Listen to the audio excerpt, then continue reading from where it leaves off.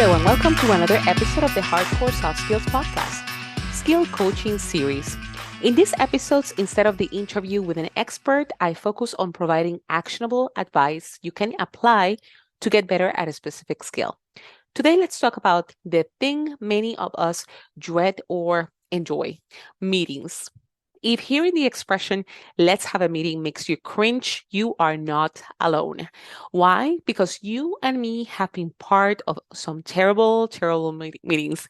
Meetings which should have been an email, long meetings where only one person is talking, meetings that seem to go on and on. You know which ones. Should we ban meetings altogether? Well, not at all. We should be able to have decent and good meetings. During one of my podcast interviews, I spoke with Steven Rogelberg, and he's an organizational psychologist who has focused on the science of meetings. He said that meetings can be a place for gain, not drain.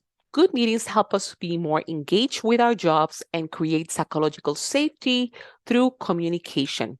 Bad meetings are just a waste of resources and cause significant stress.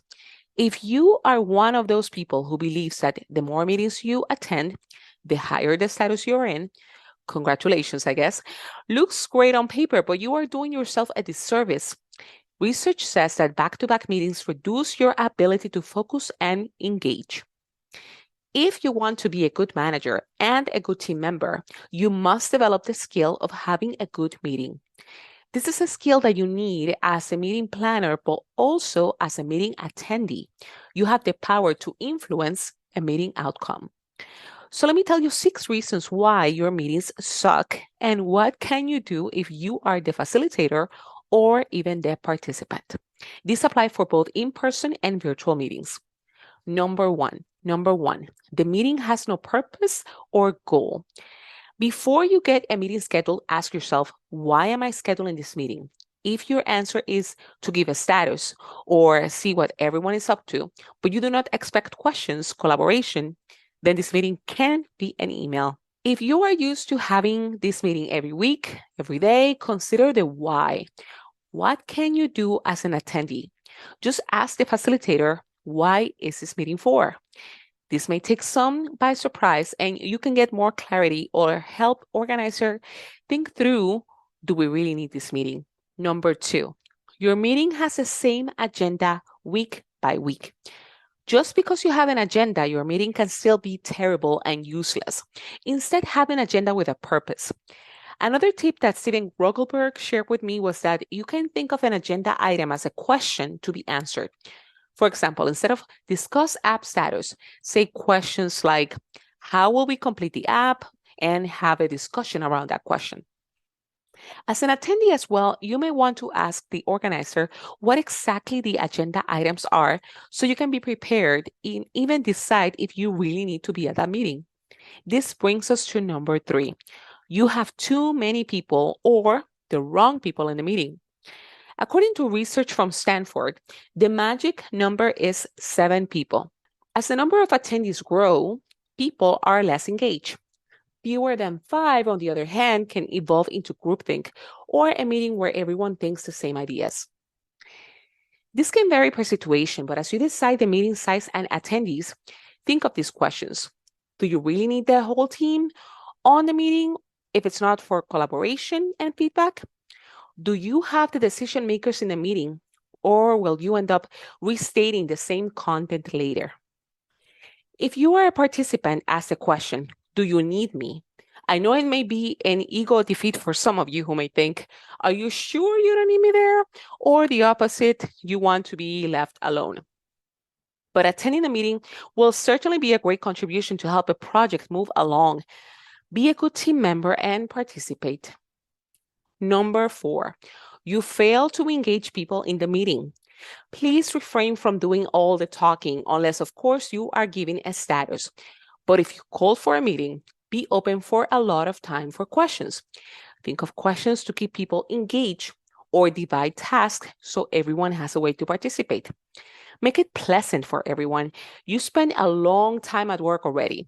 Why be miserable in a meeting? If you are an attendee, try to keep engaged as well. Find ways to ask questions and figure ways to get something out of this meeting. This is particularly useful if you work remote, since meetings are the way you can connect with colleagues and learn from them. So see this as an opportunity to exchange ideas. Number five, the reason why your meetings are no good. You have no takeaways, no follow up actions. I am sure if you ask right now what was the result or takeaway from a meeting you attended this week, you probably have a few different versions from different people. Do not waste your time. Make sure your meeting has a clear takeaway and summary at the end and that everyone knows what to do next. I do this as an attendee, and trust me, this technique is great. I offer at the end of some meetings to summarize, and in some cases, I can see some faces of confusion trying to figure out what was really said or which were the do outs. So ask to make sure there is a clear takeaway. Lastly, you have too many ad hoc meetings. This creates confusion, and let me give you two examples. If you are in the military, you may be familiar with the concept of battle rhythm. This refers to the cycle of command and activities intended to synchronize operations. It consists partly of a series of meetings. The whole point about a battle rhythm is that meetings happen at a specific date and time every week or every day based on the meeting. This is a great example of discipline because if you are in a military organization, there is so much going on that trying to figure out when or where is the next meeting is a waste of energy. Another example is in the Scrum framework. There is a daily short stand up, weekly or bi weekly sprint reviews. These are all designed to ensure the focus of the developers on the team is on problem solving and not doing staff coordination. So please try to keep a schedule and stick to it as necessary. So let's recap. Have a meeting goal, make a fresh agenda with questions, keep the right number and the right people, keep people engaged, recap with takeaways, and keep a rhythm of meetings as necessary. So, whether you work remotely or in person, by following these steps, you can start improving your meetings or at least influencing others to ensure meetings become enjoyable. Hope this was useful for you. And if so, please rate and review the show going to to your favorite podcast app.